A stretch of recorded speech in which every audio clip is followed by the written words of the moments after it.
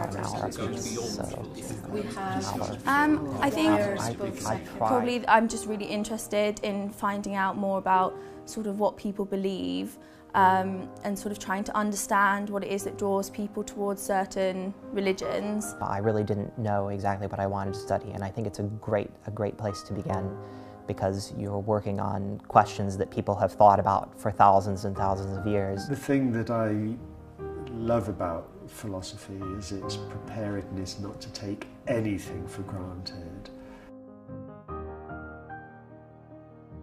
Doing philosophy in the Middle Ages is studying theology, and so in order to understand that sort of theology, you have to have, it's very helpful to have a philosophical background. At some universities, you have to do an ancient language, and I didn't want to have to do that.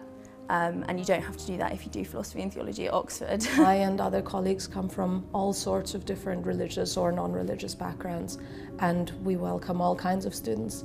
It's set up as a sort of, a very objective study of the discipline. I'm not a Christian, and so I didn't want to focus in on Christianity completely, which I haven't had to do, but you do have to do a few Christian papers, and I thought, I'm not going to enjoy them, they're going to be really boring, they're just going to make me sit in a room and read the Bible and not going to get anything out of it.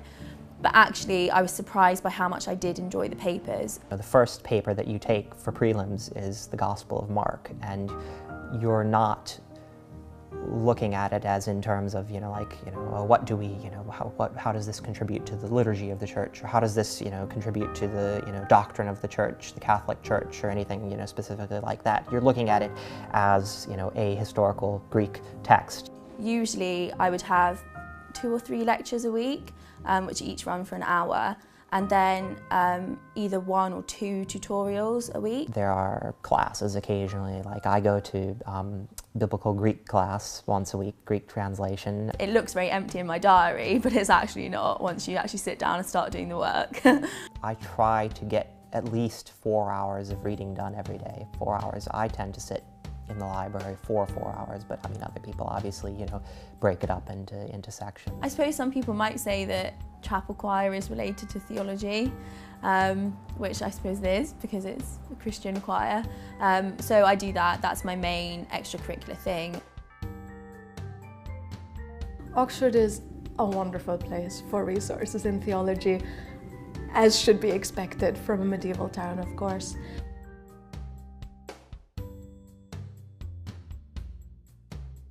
We have a much larger number of philosophers here in Oxford than we do anywhere else in the country. The library is the #1 facility. We have a very nice new philosophy and theology faculty library. It's nice to have your whole course in one place. I'm very lucky that they've put the theology and philosophy libraries together now.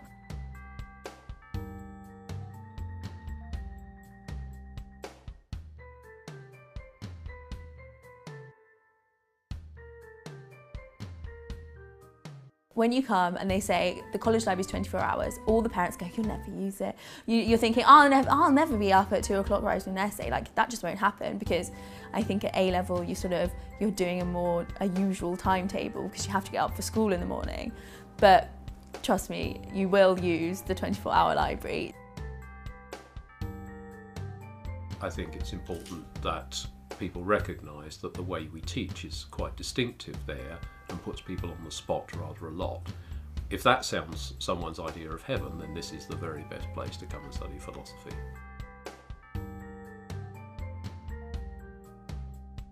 I sort of came into it not really knowing very much about basically not knowing anything at all about the tutorial system. No one really thinks about it. I hadn't thought about it at all before I arrived.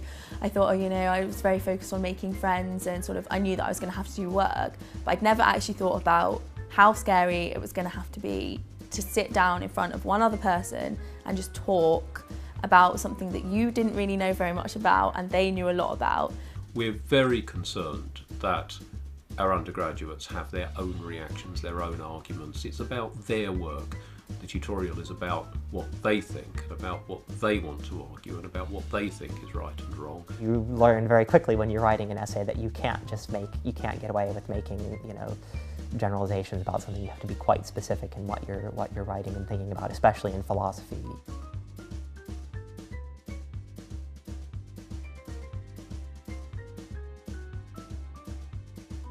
often you will find that you'll be thinking about both topics at the same time, and that sort of answers that you've given in philosophy tutorials will suddenly come up in theology, and you think, oh, okay, like they are actually interacting with one another.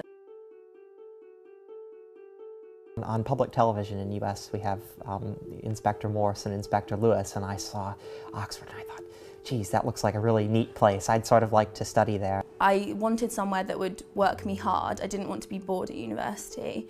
And so that really made me think, where can I go that I'm going to have to do a lot of work, I'm going to be motivated to try hard.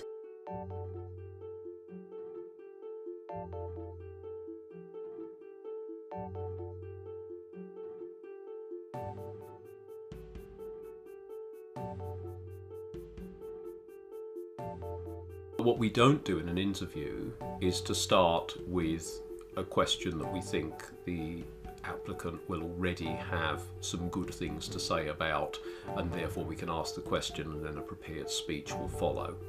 Often if we think we're getting a prepared speech, we'll actually ask a different question. Rather than just saying sort of, what philosophers are you interested in, or what does Kant say about this, or what does Hume say about this, it's more hands-on tasks. So they would give you sort of some ambiguous statements and say, how are they ambiguous? Can you tell me? It will probably be not the person who knows the most about philosophy who's the best applicant, but the person who's been most philosophical, even in the other subjects that they've studied. Personal statements have become very formulaic. Students get training in schools how to do interviews, but really all we want to find out is what makes this particular candidate tick. We hope that every applicant will have read a bit about philosophy and be sufficiently knowledgeable and well motivated to know that philosophy is at least something they should be exploring. But we don't expect them to have a lot of knowledge of what great philosophers have said, and we don't expect them to come with 15 key arguments in place ready to deploy in their interview or anything of that sort. I really didn't know anything about theology or philosophy, and I was a little worried because other people were telling me, well, I've studied this, that, and the other thing, and here I am. I was so excited. I remember I didn't know sort of who to tell first. I wanted to like celebrate with everyone. A theology degree from Oxford is, I think, both a subject education and a general education, and that means that people go on to do a very wide variety of things. You'll be trained very rigorously in analytical and conceptual thinking in ways that should make you a very good candidate for a very wide range of careers.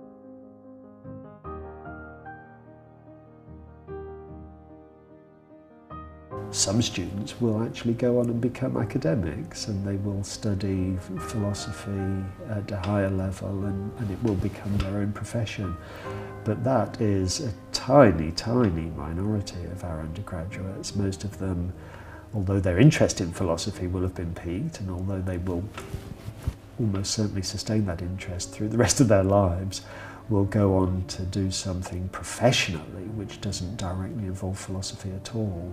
I think personally that I would like to, do a bit more study, stay around for a bit longer. I think that I want to do a law conversion at the moment and go into law. I'm contemplating a religious life of some sort. I don't know if it will be the priesthood or, living in a monastic order or something like that.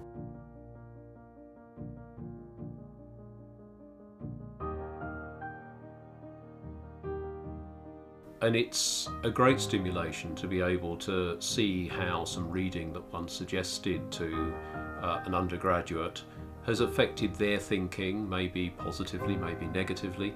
Maybe sometimes it's negative, and maybe it's something that I've written that has affected their thinking negatively, and they come and they tell me why I'm wrong. And perhaps sometimes I have to revise my views, and perhaps sometimes I have to defend myself. But I think that sense of interaction and of discussion, of being put on the spot all the time, that's, I think, what I love most about it.